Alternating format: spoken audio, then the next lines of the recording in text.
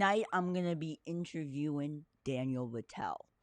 He's a YouTube creator, a musician, and he does many more things. And tonight we're going to be talking about, does live streaming hurt your YouTube channel? Is that true? Do you lose subscribers when you are live streaming? That's what we're talking about on today's live stream. What's up, everybody? What's up? Everyone's well. So now we're going to be talking about a deep topic. Does live streaming hurt your channel? And I got the master Daniel Batal with the amazing hair. Yeah, the best hair on YouTube. I'm telling Really? you. Is that what we're saying right now? The best hair? Yes. I don't know if that's an official ranking, but I'll take it from you, Sammy. If you say it's the best, then I'm going to run with it. And better than these. Right. I can honestly say that I have better hair than D and Nick Nimmin. I don't think there's been any argument there. That hair contest, I can win without question. Oh. So what are we doing tonight? What are we talking about, Sammy? We're going to be talking about, is it bad to live stream, and does it hurt your channel? Because people say that sometimes. And really? Yeah. All right. I hear that. Who's been saying this? That's what I want to know. Because we got to hunt them down and we got to call them out. I heard this like many years ago. Like yeah. 2019, like 2018. Wow. That's back when I was just a kid. So that's the topic at hand, right? Does live streaming hurt your channel? Well, I don't know, because I live stream a lot. Sammy, you live stream quite a bit. I guess that's sort of the thing that you have to think about is sort of your overall strategy for making content on the YouTube platform, right? Because YouTube is fairly high functioning. It's got all kinds of different options, everything from uploading regular videos to going live, like we're doing now, to putting up shorts that they now have on the channel, that now have on the platform. You can do stories, you can do community tab posts. There's so many different ways to create content on YouTube that you're right. Sometimes it's you have to think about which portions of that are right for you, because YouTube is fairly high functioning, meaning not every creator is going to use it the same way. So they try to give plenty of tools so that no matter who the creator is, they have options to create content the way they'd like to.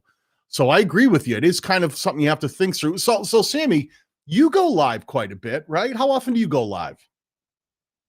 Other than when I'm sitting with you right here.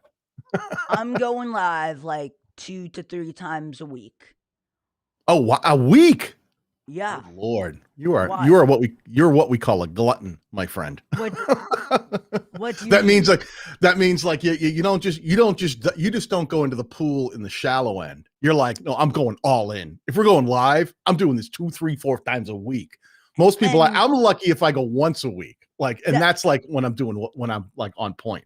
Because I want to give value to my audience, and I want to interview these amazing people like Daniel and Dee and Nick and all these YouTubers that know what they are talking about. Well, yeah. And that's why. Depends what the topic. When it comes to me, it depends what the topic is, whether I know what I'm talking about. Some things I'm close. Some things I'm on point. Other things, if you're going to ask me like how to get my taxes prepared properly for the end of the year, don't ask me those questions. I don't know what the heck I'm talking about. He doesn't. I got that question on Twitter. Someone was like, "Hey, Daniel," they tagged me in a tweet and they're like, "Hey, I want to know what the new YouTube, the way they're working out, they're rolling out could you tell me if I should withhold my tax earnings now?" I'm like, "What? I am not a tax expert. On a good day, I almost know how to make videos, almost."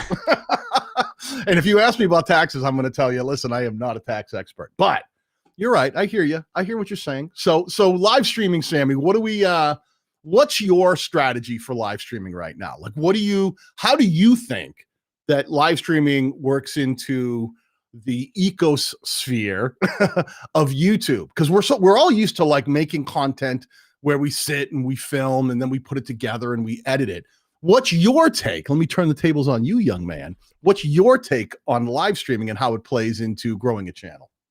I feel like live streaming is very important to grow your channel because it engages with your audience.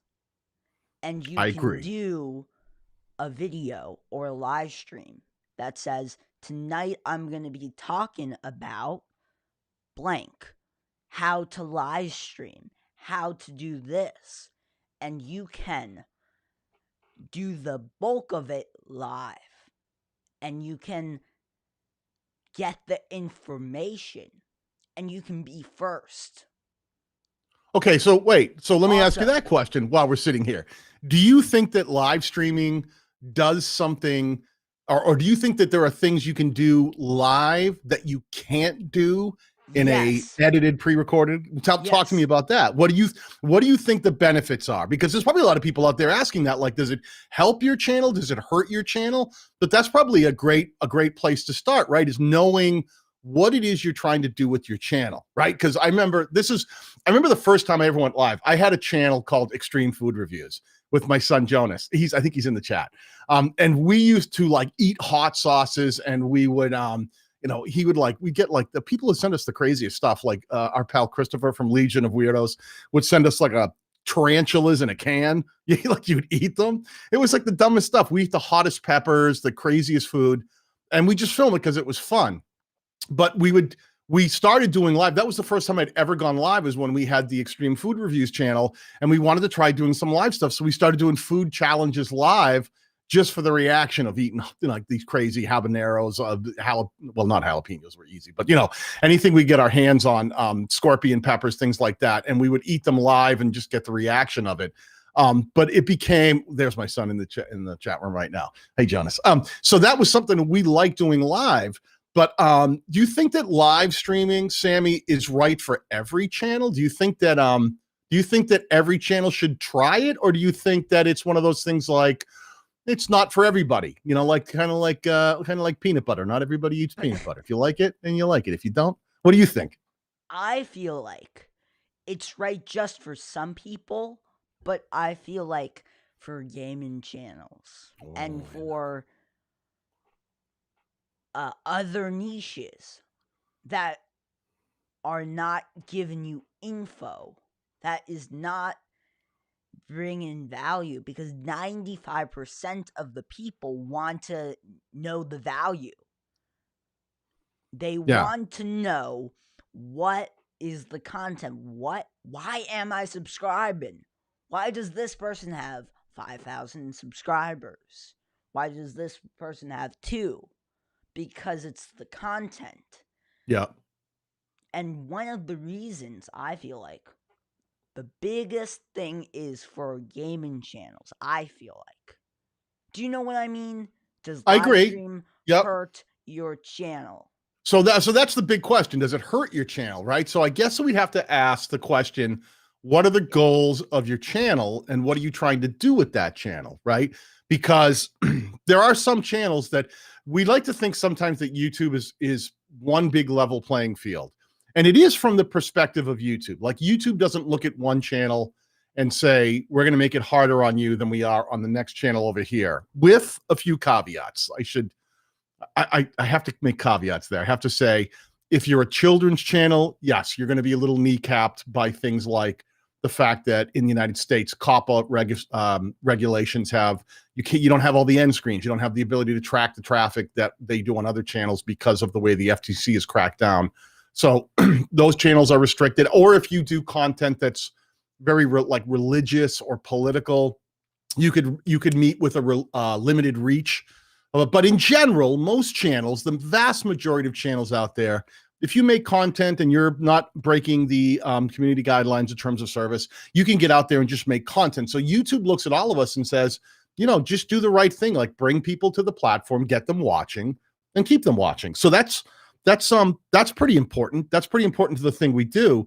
So that becomes the question of, how do you integrate live streaming into your channel growth strategy? Now, let me ask you this, Sammy. I'm turning all the tables. I'm running this interview today.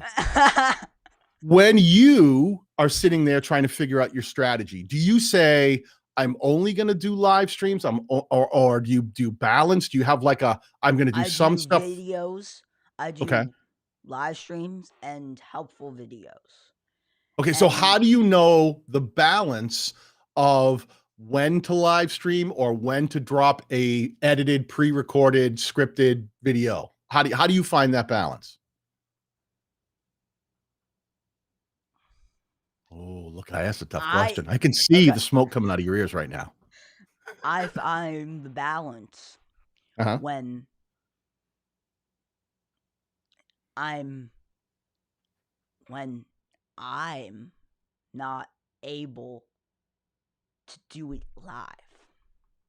Oh, So so you feel like there's a time when your gut tells you, yes, I'm ready to go live. I can do this live. And when yes, when you can't go live, you then sit down and go, okay, I'll do some scripted content instead and publish it, you know, whenever. yeah. Is now, do you think that that's important, Sammy?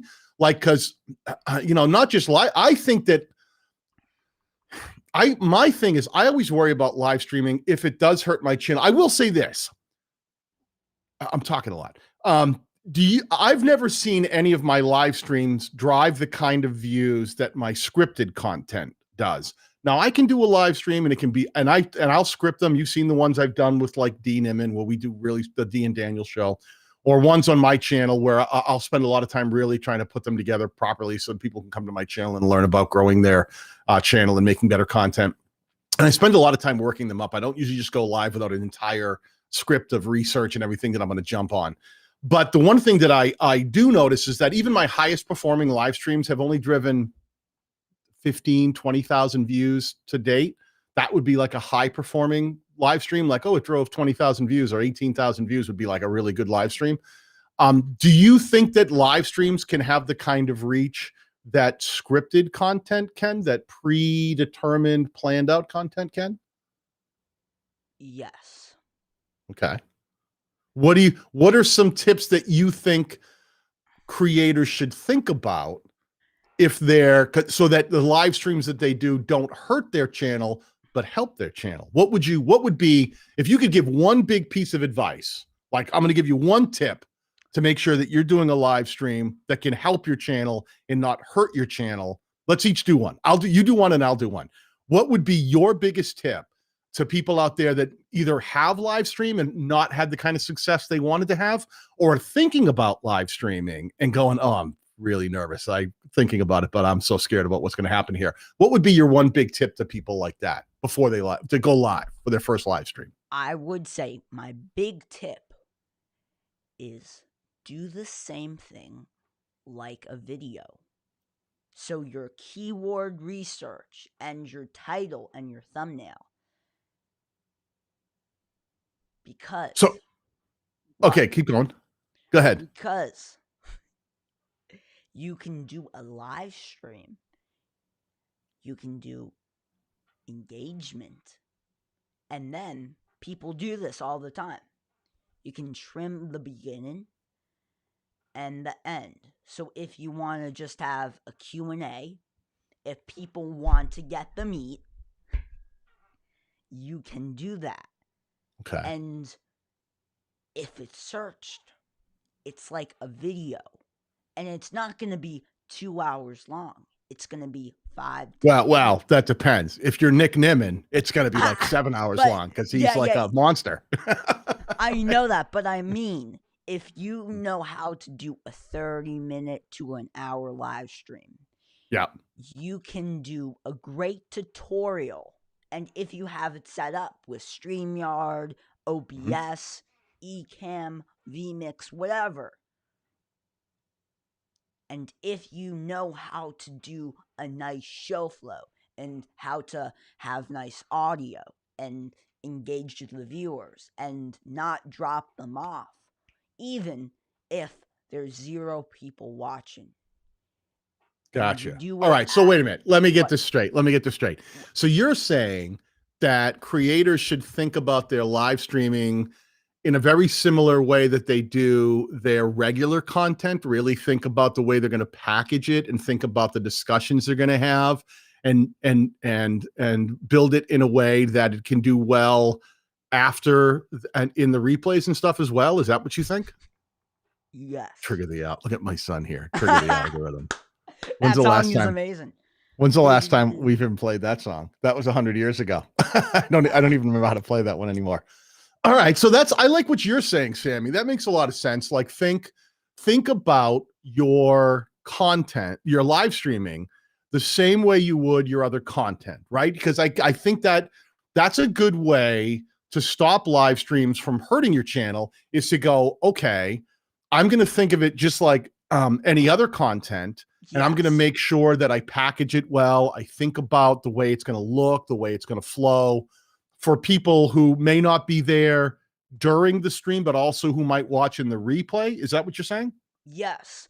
So I could pretend to have 10 viewers or 15. And it has maybe after the stream 50 views. Pretend that. Fine. The next morning, it gets more views. And I usually trim the meat. Like, I trim up the meat. I just do the intro, no countdown timer. And then, if there's something wrong, I cut that out. Mm-hmm. And it's like a video. Gotcha. Okay, well, let me ask you another question before I give you my answer, because I have to stay here. Because one thing I've noticed that really drives me insane, and I wish YouTube would fix this, when you publish a video to YouTube, right, and it goes up and then it processes, and then you can go back in and you can choose to set how that live stream will replay, right? You can make it private so it never shows again. You can delete it. You can put it on unlisted. You can put it public.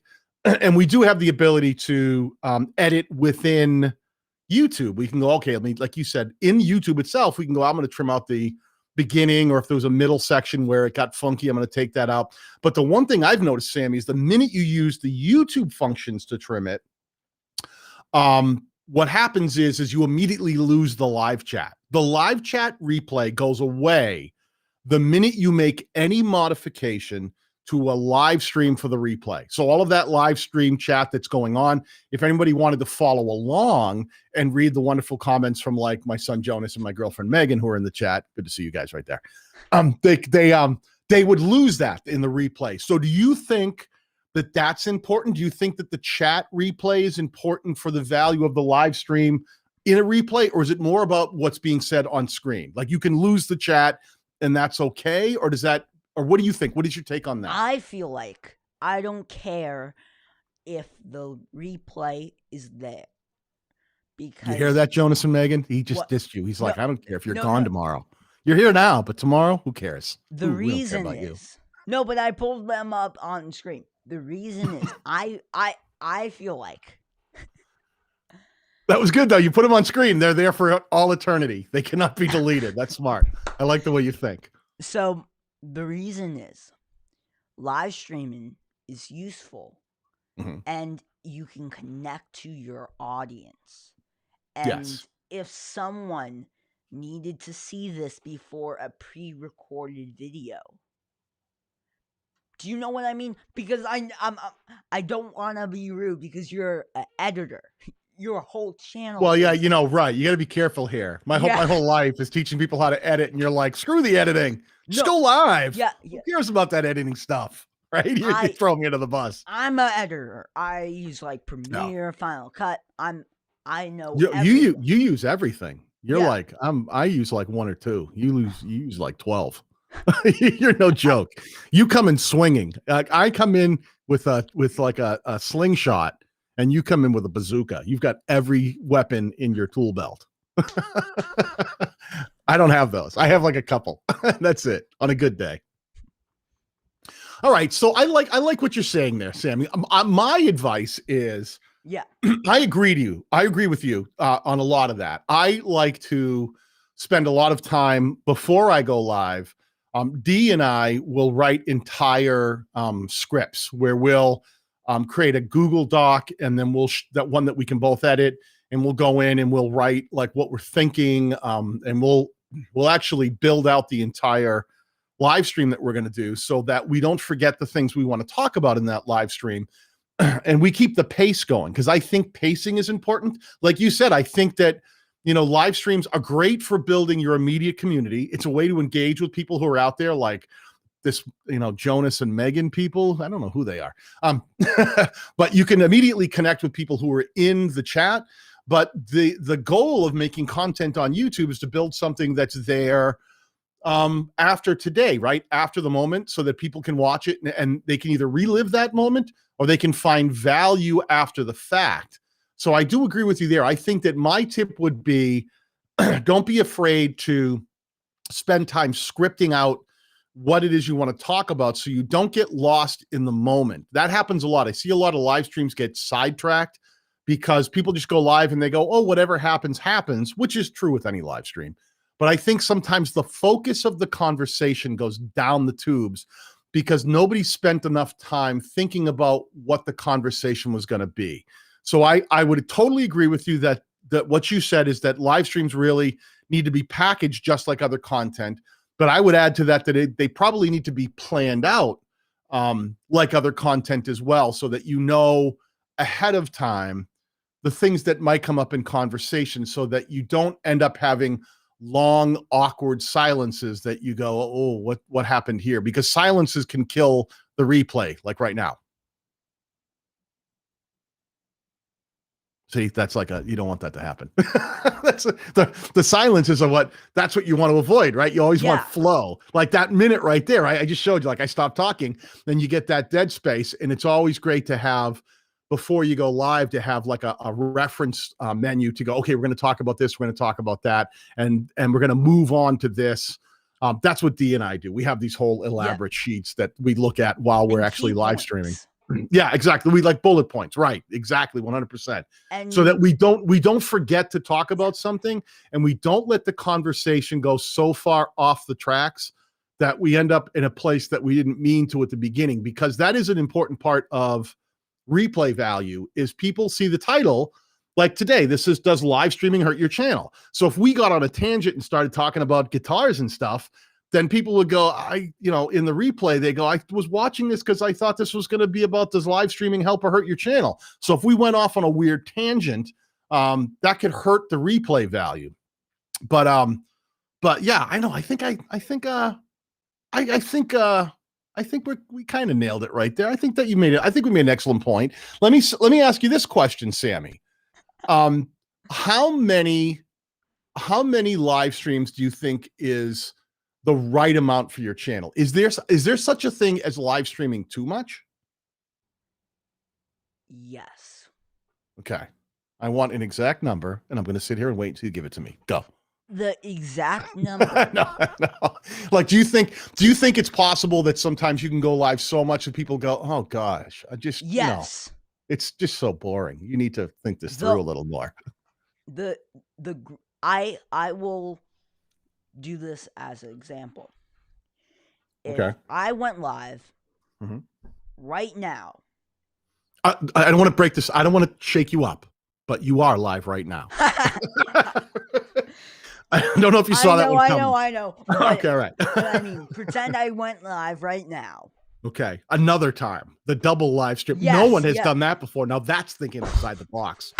Going live twice at the same time. All right. So if you went live right now, in a world where you're not live and you went live. Like on Facebook. Pretend I'm on Facebook.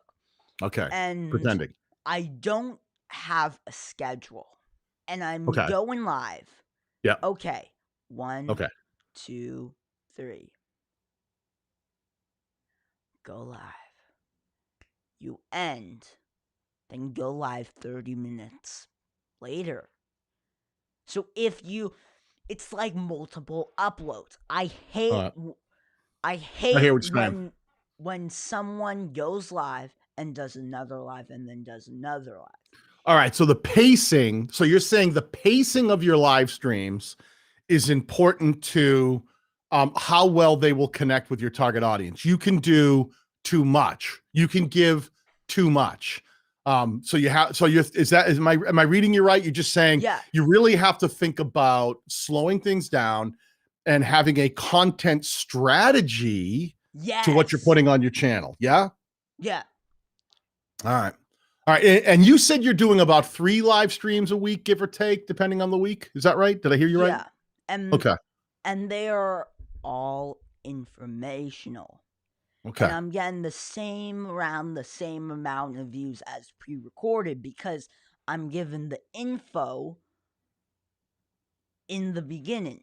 And this is the biggest thing. You need to drop the info in the beginning, like I do. Tonight, I'm going to be interviewing Daniel Batal.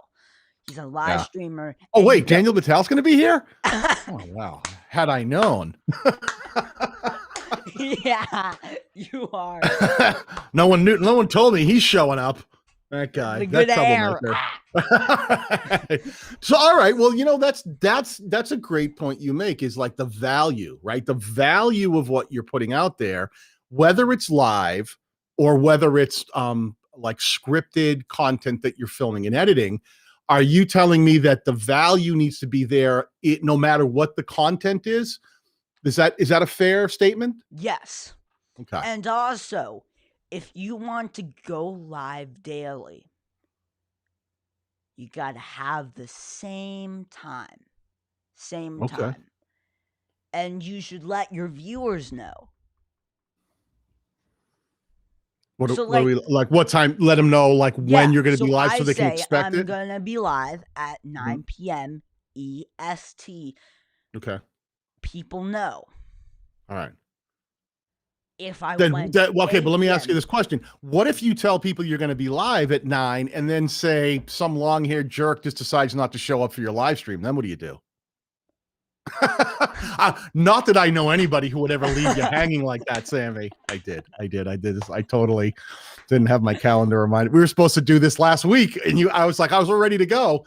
And I looked at my calendar. It was like a half hour ago. I'm like, crap. I'm like messaging you, Sammy, I'm sorry. I forgot. I didn't have my reminder on, or it didn't go off.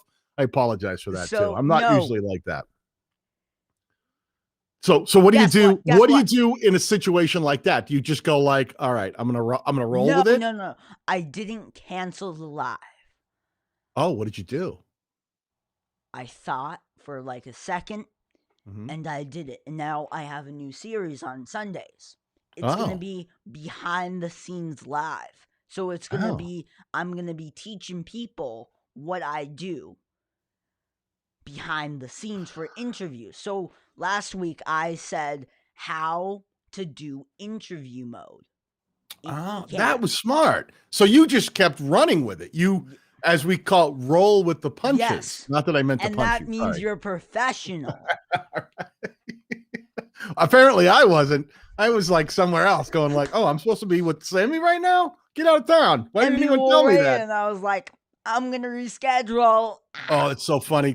Yeah, Sammy, like what? Yeah, does live streaming hurt your channel? Only if the guest doesn't show up, right? Like you got to make sure the guest shows up.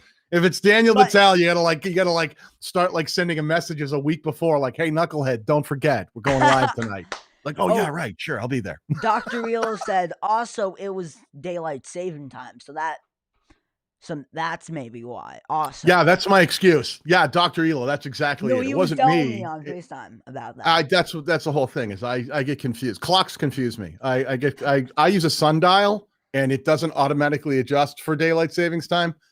It's a lie. I'm making up every excuse in the book here, Sammy. It was totally me, but I'm going to keep blaming something else so that I don't look as bad as I probably do right now. All right, so let me while we're on this conversation here. Okay, so we kind of agree that part of making sure that the live streaming can help your channel as opposed to hurting it is to make sure that you're consistent in when you might want to do them, right? You want to train your audience to expect them from you, is what we're kind of saying, right? Because if you just live stream 1 week and then months go by and you don't, and then maybe you do again, do you think that inconsistency of the audience not knowing that you might go live can throw the ability for your lives to connect? Yes. Because I will say this. Have you noticed how much PewDiePie is going live lately? Oh my gosh, he's going live and he's gaming and he'll have like 65, 75,000 people watching his live streams just playing Minecraft or something. And he's been doing it consistently. And I'm shocked at the turnout he gets because he does it consistently and he starts training the audience like, oh, he's going to go live now. and they see it coming. You think that that's important to Yes. train them? And, All right. And I will give you an example. There's a channel called Live Streaming Bros. Oh, of course. Yeah, Loria live streams every day, 1 p.m. PST. No, 1 p.m. EST. I know the schedule because I haven't missed a stream in a year. That's crazy. I've never missed a stream either. No. Except last week when I was supposed to be on yours. But I mean, But other than that, I'm flawless. Yeah. So the thing is, she goes live every single day. That's crazy. And do you think that you could go live every single day? Do you think that you have that in you? Yeah. I went live for over 100 days, and I created daily content for over 100 days. Right. Then what happened? You went crazy, and the police came to your house and had to rip you out of your room, shave off the mile-long beard you had, and pull the gummy bears out of it, and go Sammy, you need to come out of the room. You need to leave the house. You've been going live for 100 days straight. I don't know if I'd be able to survive that. I can't do anything 100 days straight, except for breathing. I could probably breathe 100 days straight. Other than that, there's not too much. I can't even play guitar for 100 days straight. So that's good for you. Now, what made you decide that you wanted to go that route? Because you're a guy who's done a bunch of different types of content. I've known you because this channel here, you've had the Sammy Superstar, you've had the Studio Geek 32, you've done a couple of different channels and refocused a few times. What was it that made you decide that you could do live streaming every single day? Were you just crazy? Was it one too many Twinkies and you were like, that's it, no. I'm losing it. Too much sugar. I'm going live every day. The reason is I wanted to do a challenge. And I wanted to see if I could do it. Because I tried to do it many years ago, but I lasted only 10 days. Wow. That's 9 more days than I would have lasted. Just so you know. Do you think now how old is the I should know this, but how old is the Sammy Superstar channel? It's under a year, correct? Yes. Okay.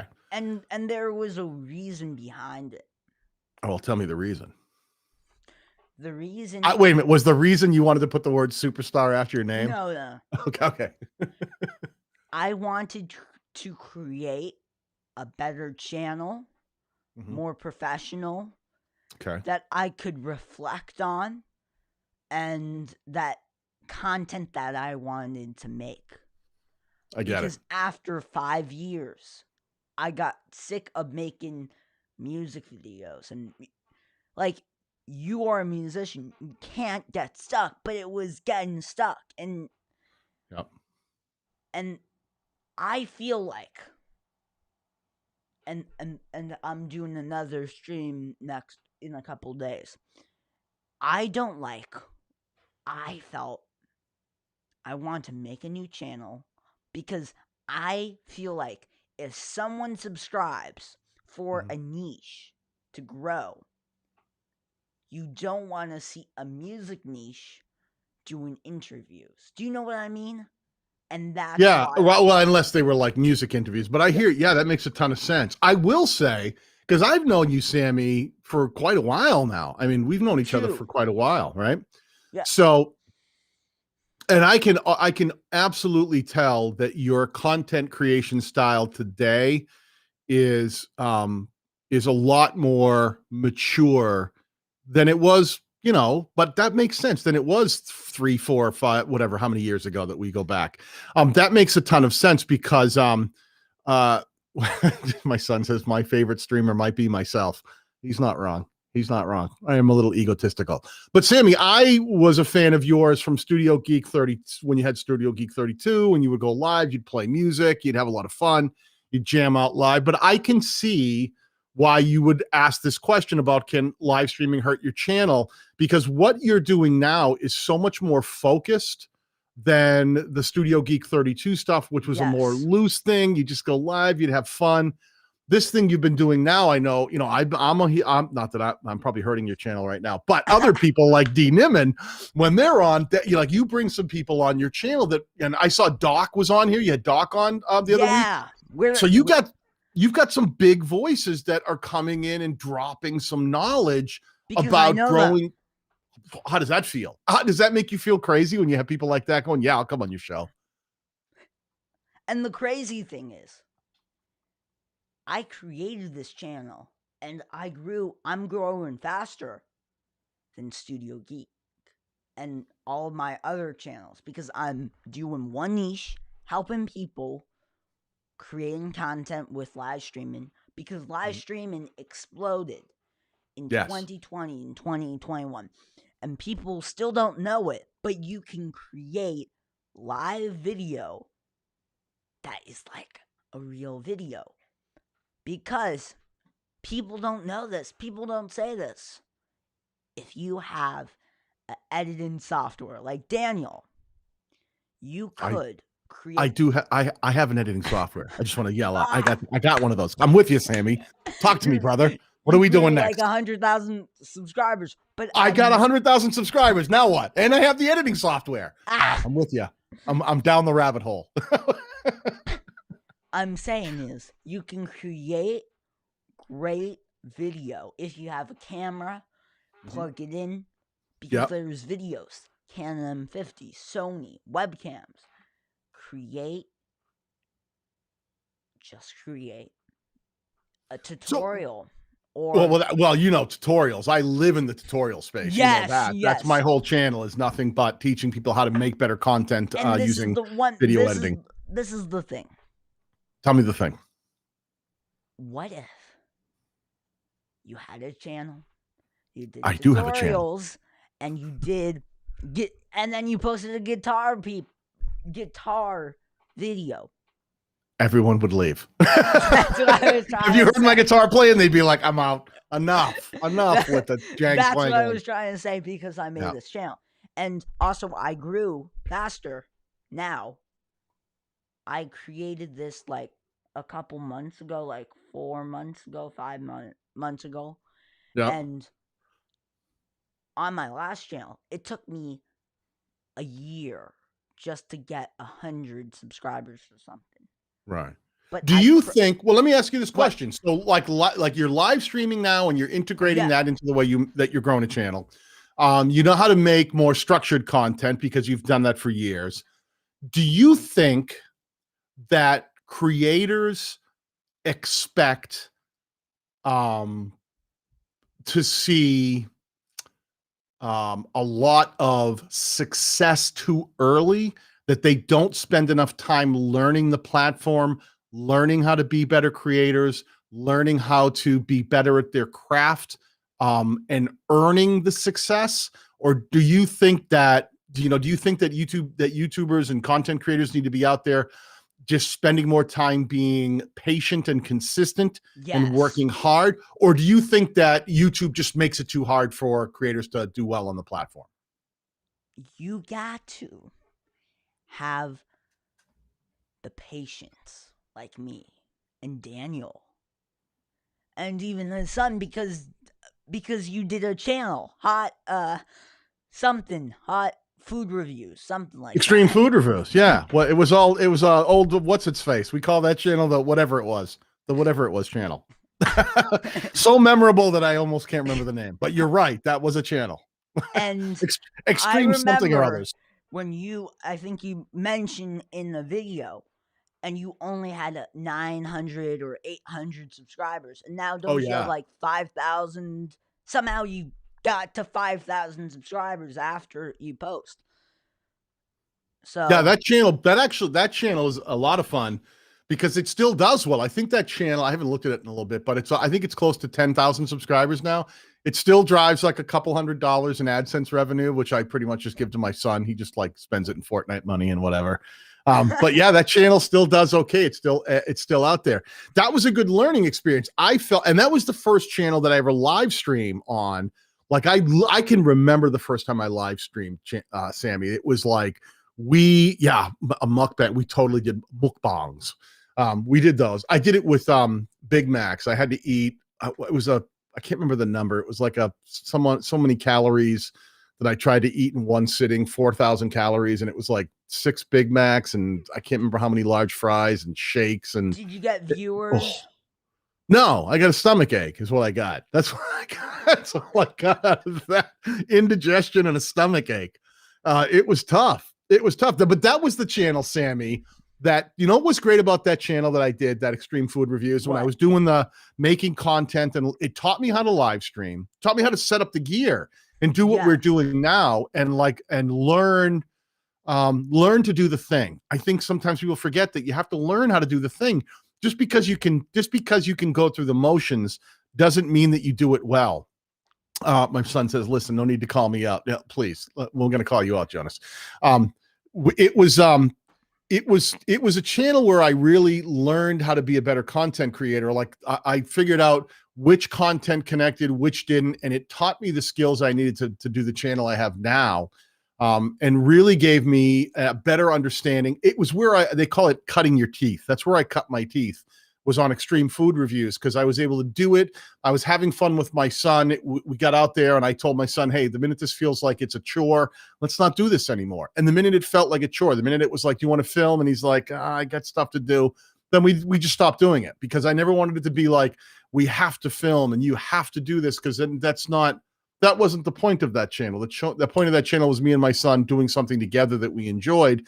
And the minute it felt like a chore, then we didn't want to do it anymore.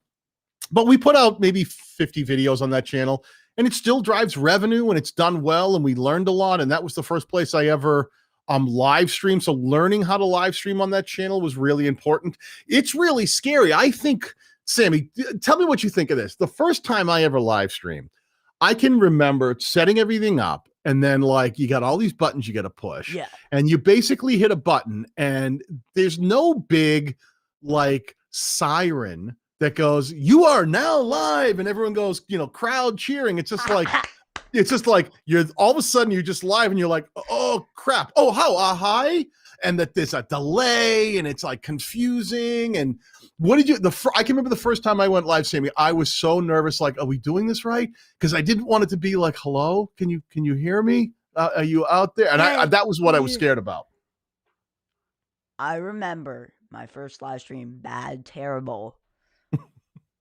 I was so young, and I was just live streaming. Well, yeah, you weren't the old man that you are now, the ancient, decrepit human being that you've become in your 16. How old are you now? 16? Yeah. All right. Well, that was way back when.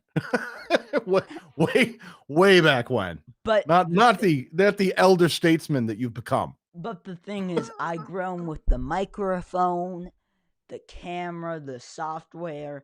I invest in YouTube and live streaming. I have a $3,000, maybe a $15,000 setup of live streaming. Wow. That's how much I invested, and I spent like around $2,000, $3,000 in 2020 to upgrade my setup. And how long did it take you to learn all of this stuff that you bought? I mean, that's another thing we have to think about, right? Because you're asking the question, does live streaming hurt your channel? I think there's a potential that live streaming could hurt someone's channel if they don't do it properly. So when you're sitting here going, all right, well, I think that let's bring this conversation full circle. So part of becoming a decent live streamer is you have to make sure you at least have the gear to pull it off successfully. Would you agree? Yes. All right. So that means now you don't have to have, you and I have these fancy SM7B microphones. And the fancy Sonys. Aren't we something special, right? But you don't have to. You could do a live stream with like your mobile device and just even like a halfway decent, like a microphone.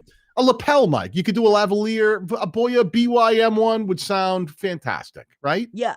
Or even like even now, people in COVID times, no, I'm not monetized. Don't say the COVID word. Don't Please, we're just No. I know. we're gonna not get. Oh, Don't I go have down that great. rabbit hole. No, I know that, but I should make a video because people say, "Why do you don't say the word?" And I should just make a. You just gave me an Right. We idea, just got demonetized right but there just for saying COVID. but I'm not monetized yet. That's the Oh, there you thing. go. All right. Well, there you go. No, screw the monetization. We don't need your stinking monetization, YouTube. We're flying by the seat of our pants here. COVID. Say it again. Go. Pandemic. Okay. Take that. So everyone everyone maybe got a microphone or a camera, so people just have it, but they don't know how to use it properly. And there's also confusing softwares that, like OBS. Yeah. Well, that's it. Well, you're using Ecamm here. Yeah. Which is a great software, which does a great job. You know that I'm on the StreamYard team. I use StreamYard. Yeah. I'm a huge fan And of I was StreamYard. about It's to nice say and easy. StreamYard is better, and Restream and Ecamm and all of those other streaming softwares are good, but there's just a couple that have a learning curve, and that's bad. Yeah. Well, OBS, which is like that's like the go-to staple, old school. When people think live streaming, they go OBS. But it takes a minute to learn OBS. There's a bit to learn, right? I mean, I don't want to be rude, but I kind of please be rude. I give you permission. I kind of diss OBS a lot. Yeah. Because well, it is open source, which means it's free. It's an open source. People contribute to it, and it doesn't cost anything to download OBS. But there's a problem. You can use OBS. But you do learning OBS. It's like trying to learn to drive a Mack truck. There's like so many shifts and things you have to learn that it's like trying to drive. It's like, how do I do this? It's like this brakes, this air brakes. There's 17 gears. I don't even know how. It is tricky. I will say, as great as OBS is, it has a steep what we call a learning curve. You have to spend time really figuring out how to use it effectively. And simple things like changing scenes. You hit a button and it goes from you on screen to me on screen to both of us on screen. Or if we wanted to share screens, we click a button, where in OBS you have to build every screen change. You have to build it. And something like this, if you go, oh, I want to have a little pink and purple around the two of us, you'd have to build every portion of that by hand. And it takes a long time. Even though it's really effective and it works really well, there's a lot of effort involved in OBS. Where with the other streaming softwares that are better, it's just drag and drop. And also, some softwares are optimized for the computer, like Ecamm. It's optimized if you're a Mac user. It's not going to really, because some Macs overheat, not the M1s, but I'm saying some. It's like it says, like Grimskull says, that which shall not be named. We shall not call out anybody here. But yeah, there are some tricky ones. Yeah, I'm a fan. I think Ecamm does a nice job. Again, I'm a StreamYard guy. I'm on the StreamYard team. I think StreamYard is really simple to use. I'm a fan of something that looks good, that's easy to use. The thing about things like StreamYard and Ecamm, it's very easy to invite a guest on and do what we're doing here. And very professional. Right. And it was so hard in OBS, where you had to bring in a Zoom meeting. It was like a whole thing. Wow, I have to learn multiple softwares just to have another person come on and talk. And also, I will say vMix. vMix is great too. Yep. Have you ever used it before? I have. I wrestled with it a bit, and I was right into StreamYard pretty quick. But vMix is pretty straightforward. Yeah, I'm a fan of anything. Yeah, you know this. You know that the path I've been on. I still to this day, I video edit with Movavi and Filmora 10. where Yeah. people are like, oh, why don't you use Adobe Premiere Pro? Or And I'm like, DaVinci Resolve. or DaVinci Resolve. And I'm like, well, it's a lot of buttons. I like getting in there, and I'm not, who am I? Let's be serious. You're What am I doing Daniel. here? You have I know, like but what, millions of I'm views not, on YouTube. yeah, but I did all that with with really easy to use software. I'm not Steven Spielberg, right? I'm not George Lucas. You're not Sammy with I'm not all making I'm not John Favreau making The Mandalorian, right? I'm making tutorials on YouTube to help people make better content and grow their YouTube channels. Do I really need a team of 50 people and Adobe Premiere Pro and recurring fees and do I really need that? I'm like, no, well, but you're probably right. I need all the help I can get. The older I get, I'm gonna need a lighting crew, makeup crew. But do I really need that to be successful on YouTube? No, I think that you just have to start creating. Right. And there we go. Let's bring it full circle. Coming back to, does live streaming hurt your channel? I think part of creating is doing live, what we're doing now. This is part of the process. Some of the creating you're going to do is making content that's scripted, that you edit, you pop up, right? Some of the content you do might be shorts. You might be doing short form video, vertical, and go like, oh, I'm going to do some smaller stuff and get out there and do that. And some of it might be YouTube stories. You might be using your community tab. If you've got a community tab, if you've reached the required amount of subscribers and you hit the level where some of the features open up for you. But live streaming the same way, if you've got a channel that now allows you to live stream, I think all of this is just content. Content is content is content. I think if you've got a channel that provides a certain value and people know what to expect, they don't care if it's shorts, if it's live, if it's pre-recorded. They just want to know when they see your content that the thing that they expect from you, they get, no matter how you make that content, right? Content is king. If I love a comedian, if I think one comedian is really funny, I don't care if I'm listening to him from an album or if I'm hearing him on the radio or if he's doing an HBO special or if I hear a quick 3-minute blurb that's on Comedy Central where it's a short clip. If I like that comedian and he makes me laugh or she makes me laugh, I will stop and watch because of I know what to expect from that comedian. That's why guys like Jerry Seinfeld, right? There's a guy who had the Seinfeld show that was huge, and he went on to do one of my favorite shows, which is the Comedians in Cars Getting Coffee, which is a much more of a live feel, right? It's not that they sit, they do a live, it is pre-recorded and they edit it, but it's off the cuff and they have these conversations that are just on the fly.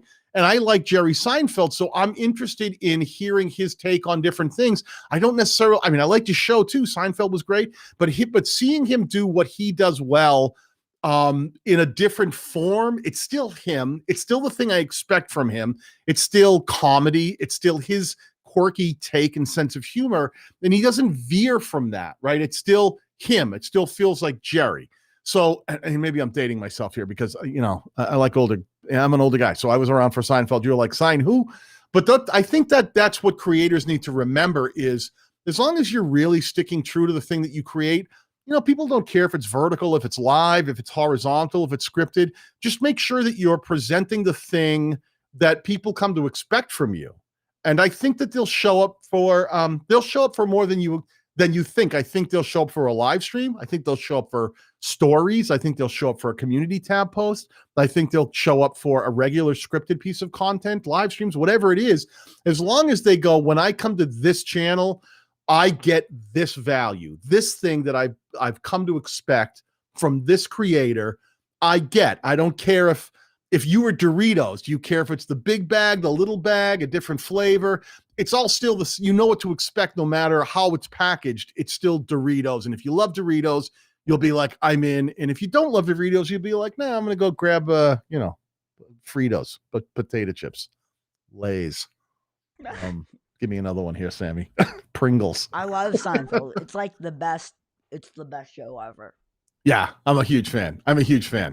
I've always been. I think that he's just got a really great way of doing things. Yes. I always thought that Seinfeld was consistent and wasn't afraid to reinvent himself. Musicians are like that. Now, you and I, here we come full circle because you and I are both musicians. Musicians are always learning and reinventing themselves and coming around to not do the same thing that they did every single time, with maybe the exception of AC/DC, who is the most consistent band ever. They always just stayed here and they always just did that. But most musicians evolve over time and they'll try different things and they'll kind of move in different directions and grow. I think creators are the same. Like if you just keep making the same scripted content and you don't try things like, well, let me bring it live and see what happens, if it makes sense. I think that's a big part of it too, Sammy. I think I wouldn't tell people to go live unless they had a reason to go live and it made sense for their channel, right? If you said, like on my channel, I teach people how to make better content and grow their YouTube channel. So it's always about video editing and how that video editing and structure can be applied to upload. And then the stuff you create, you try to optimize and grow a channel in a certain way. So that's always been my angle, the way that making the videos and then putting them onto YouTube work together to grow a channel. And that all plays together. That's two sides of the same coin. That's always been the area I live in, creating content and then putting it onto YouTube to get people to engage with it and love it. So those two things always work together. But if I started doing something on my channel that was so different than that, and the people who would, I've got, I'm getting up near, what am I, 180, 190,000 subscribers. If I started doing something that was so different, if I started pulling guitars off the wall and giving guitar lessons, people would go like, what the heck is this? That's not what I'm here for. I'm here for, I thought we were going to learn how to make better content and grow our YouTube channel. So it doesn't matter. They don't care so much about whether it's live or whether it's scripted or if it's whatever it is, as long as all the things I put on my channel serve that greater value proposition. Like, what's my niche? Who's the target audience I'm trying to reach? And why would they watch my channel as opposed to anything else that they could potentially watch in any given watch session?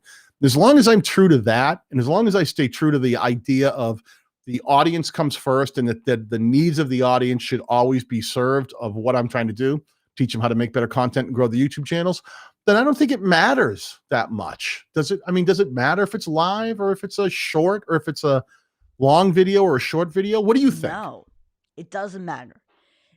It only matters if you create content and if you like it. I agree, right? And who's the final judge in everything we do is the audience. So if you do something and you put it out there and people don't really click and watch, then maybe think about what you might have done differently next time that you could get them to click and watch. Maybe if you go back in this video, this live stream, in the replay doesn't get a lot of views, right? And you go, I thought that over time it would get some more views. Maybe you can think like, maybe we didn't stay on topic enough. Maybe we started getting too crazy and we didn't talk enough about, live streaming and how it affects your channel. Maybe we got off topic. So there's always something. We didn't. Well, I'm sure we did. Listen, when I'm involved, there's a lot of wandering. This is what happens, Sammy. Let's get used to it. I mean, come on. I'm a scattered individual. I can barely collect my own thoughts at any given moment. Never mind try to express them over a microphone through the internet. But I will say this, that I think that, the thing that we learn, like we never stop learning as creators. We're always trying to figure out the next way to grow our channel, the next thing that we haven't tried. Even the thing we've done last week, even if we try to do it again tomorrow, we're always getting better. We're always learning. We're always growing. We're perfecting the way we do things. I see you with better microphones, better technique, more style, more flow. We're always becoming better versions of ourselves as we learn to grow as creators. So incorporating live streaming, incorporating how we can better make scripted content or live content is all part of that same bigger ball of wax. I don't know what a ball of wax is, a large candle. That we're all trying to get our heads around, which is trying to grow a YouTube channel based on a value that it provides to a specific audience. I hope we've provided something. We provide some value here today, Sammy? What do you think? Yes, and I wanted to say, we're going to wrap it up because we have been talking for an hour, and I want to keep the audience engaged and give them the info. And I really want to say thank you guys for watching. If you have any questions, type them in, and I will see you on Sunday. So, yeah. Right on. Sammy, thanks for having me on, brother. I really appreciate it. It's been fun talking to you. This was a great stream. All right. Hey, listen, is that shirt available? Can I order that shirt, that merch? Do you have that online? Is it? I gotta get one of those. Well, talk to me afterwards. Hit me up on Twitter and let me know how I can order one of those. Okay. All right, brother. Thank you guys for watching. Peace out. Bye.